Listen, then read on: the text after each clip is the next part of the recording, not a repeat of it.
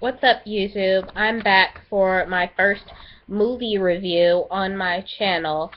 The movie that I decided to review first was the new movie that just came out on Valentine's Day, Endless Love. I chose to review this movie because I just came back from the movie theater from seeing it the first time like an hour ago. So, I thought, it's appropriate. Appropriate timing. This movie, I went into this movie with a feeling like I was going to be comparing it a lot to The Notebook because the romance was set during the summer. There's the controlling parent, uh, you know, the poor boy and the rich girl. I just had a feeling like I was going to be comparing it a lot to The Notebook, which, I still wanted to see it because the trailer looked really freaking good.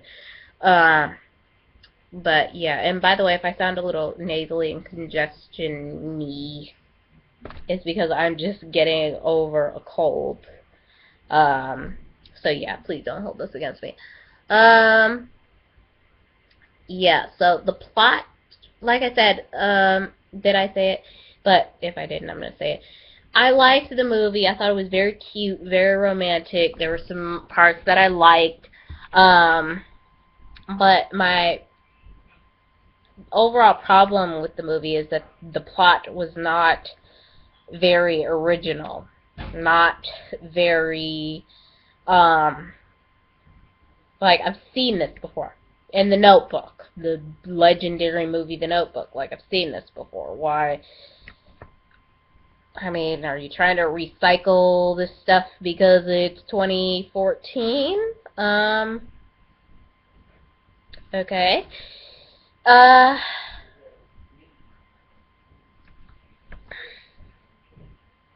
yeah. Sorry. But yeah, I've seen this stuff in The Notebook with like the girl who's basically Allie Hammond. Wait, what was Allie's name in The Notebook? Whatever. But the girl who's basically Allie but blonde. Uh, yeah, the whole instant connection, let's get right to the point romance. That was like Notebook right there. Um,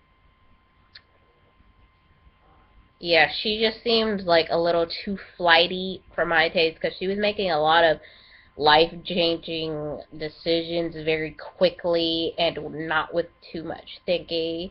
And it was all based on her relationship with David, which I thought was, okay, if you're going to make a decision based on how much you love someone, okay, I'm going to respect that whole follow your heart thing. I'm not going to judge you on that, but the decisions she was making were kind of really big where, I felt, slow down before you make these decisions.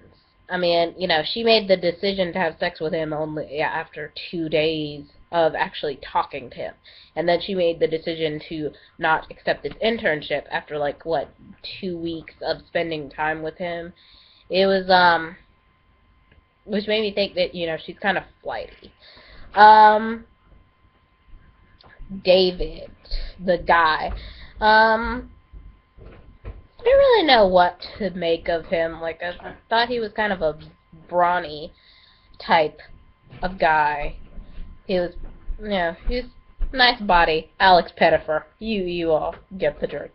You all get the drift. It's Alex Pettifer, so, he's pretty hot. um, but, yeah, I think he was kind of a lovesick puppy. I was not that deep of a character. That was my problem with a lot of these characters. They weren't exactly that. There wasn't too much depth with the characters. Except for, like, the mom, who was played by that chick who played Queen Catherine Parr on The Tudors, which I loved. Yeah, I think the only person who had a little bit of depth to them in this movie was the mom.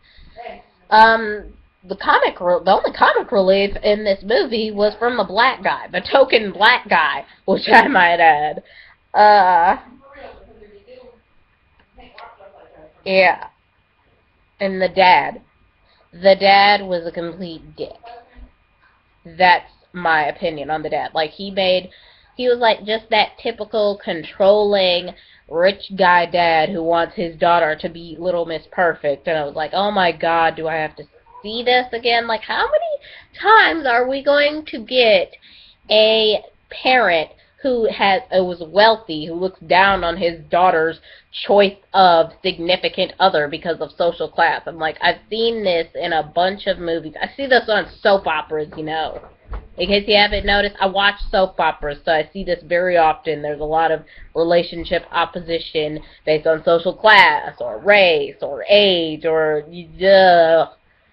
it's like, come on, can I get something new? It's just like in today's age, the creative edge with movies and books is just dilapidating. Does that word make sense? I think it does, but you know, whatever. But yeah, which kind of makes me nervous because I want to be an author, so I'm really scared that my work will be criticized because there's so much the creative edge with people who want to make new movies and write new books. Like, there's not too much there's never really been that much creativity in the world. Like, everything really just borrows and steals from everything. Like, but I agree with the guy who said this on this video I was watching on YouTube from this channel, What the Flick. I agree with him. It's not the point of borrowing. Like, I'm pretty sure nobody cares if you borrow something from other stuff.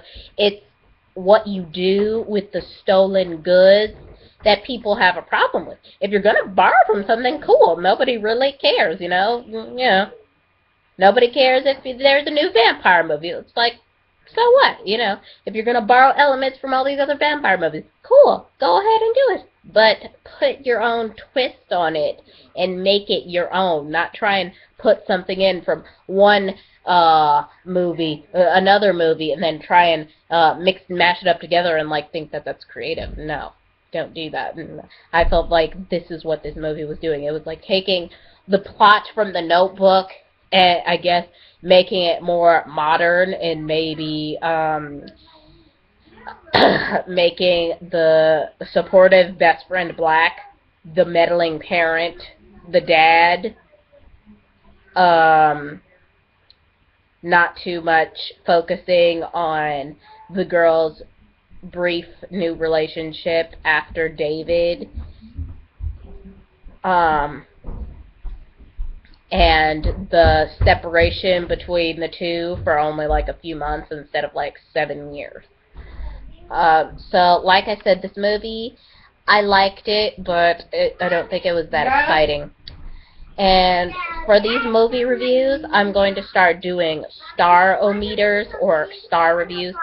So, Why did I put cheese on the fry? I didn't put cheese on the fries. I saw cheese on if I were to give this movie a rating out of 5 stars, I would have to give it Go eat so you can get in the shower. a 3. And it's barely 3. No sound for me. So, yeah. Sorry, Endless Love. I liked it. I thought it was cute. I enjoyed it, but it's not something that I think I want to have purchased as a DVD. It's just, it wasn't that exciting to the point where I want to own this DVD. I liked it, you know, if I see it on TV or on demand, you know, yeah, for free, I might add, you know, I'll watch it, you know, as a get something out of the way. I mean, you know, it wasn't that enjoyable for me, but I didn't hate the movie. I didn't hate it. I'm just gonna tell. I just thought it was cute, which is the only word that in romantic, like another romantic. I thought it was cute, which is the only real word I can get for this movie. So that has been my first movie review for my channel. Subscribe to my channel, you know. I'm going to be doing more of these, more book reviews, more movie reviews, blah, blah, blah. But thanks for watching. Good night.